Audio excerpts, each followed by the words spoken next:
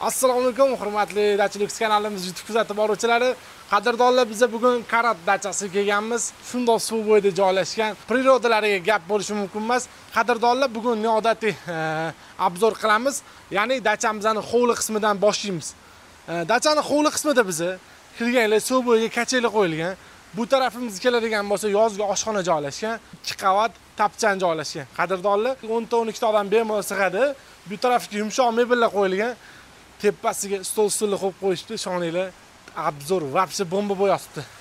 Dachaning hovli qismiga turli xil daraxtlardan ekilgan qimmat archalar, mana yel bu tarafda landshartlarni yorib qo'yishdi, gap bo'lishi mumkin emas. Bu zinamizdan 2-qavatga chiqiladi. Qadrdonlar, dachamizning hovli qismidagi sharoitlarga keladigan bo'lsak, qadrdonlar, bu joyimizda yozgi basseyn joylashgan, razmeri 12x6.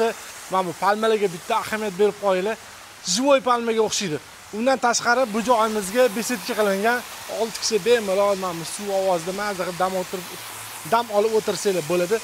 Undan tashqari bu joyimizga lijaklar qo'yilgan. Qadrdonlar, endi qolgan obzorimizni dachamizning kiravurishdan boshlaymiz. Ketdik. Qadrdonlar, bu dachamizning kiravurish qismi 4 ta 5 ta mashina bemalol joylashtirsanglar bo'ladi. Bu dachamizning yer maydoni umumiy 10 sotik bo'ladi. Ana endi sizlar bilan dachamizning ichkari qismini bitta ko'rib chiqamiz.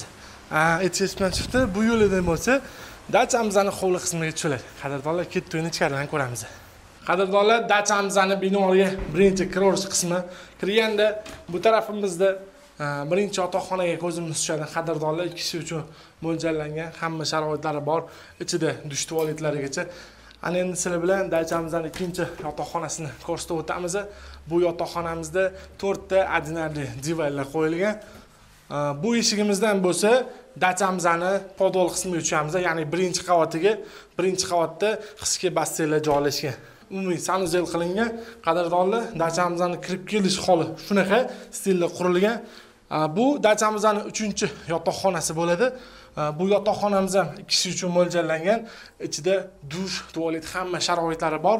Konditsionerlarga qo'yilgan. Dachamizning 4-yotoqxonasini sizlar bilan bitta ko'rib chiqamiz. 2 kishi uchun mo'ljallangan. Bu yotoqxonamizda dushlari yo'q, televizor, konditsioner, hamma sharoitlari bor. Qadrdonlar, kirganimizda bu joyda oshxonaga ko'zimiz tushadi. Undan tashqari mana bu dizaynni qaranglar, juda yorib qo'yishdi bor. 12 kishi uchun bemalol o'tirish uchun stol-stullar qilingan, to'liq high-tech uslubida qurilgan. Qadrdonlar, aynan endi bu tarafimizni ko'radigan bo'lsak, yumshoq mebel qilingan, katta qilib. Menimcha 85 talik televizorlar qo'yilgan. Bu joyimizda ham konditsionerlari bor. Qadrdonlar, PlayStation 3 4 ta joystiklari bilan ana endi sizlar bilan dachamizning birinchi qavat qismiga tushamiz. O'tdagi sharoitlarni sizlar bilan birgalikda ko'rib chiqamiz. Bu dachamizning narxi necha pulda o'ylaysizlar? Hozirgi kunda 25-maygacha 300 dollardan qilib berishyapti. 12 kishigacha bemalol kelsanglar bo'ladi. Qadrdonlar, dachamizning birinchi qavat qismida biz tushganimizda qishki basseynga ko'zimiz tushadi. Razmerlari keladigan bo'lsa 9 ga 4 bilyard joylashgan. Ana endi sizlar bilan saunalarni bitta ko'rib chiqamiz. Turetskiy sauna joylashgan. O'zgacha dizaynda qurilgan ekan, gap bo'lishi mumkin emas. Qadrdonlar, ko'pchilik yoqtiradigan shu finskiy sauna.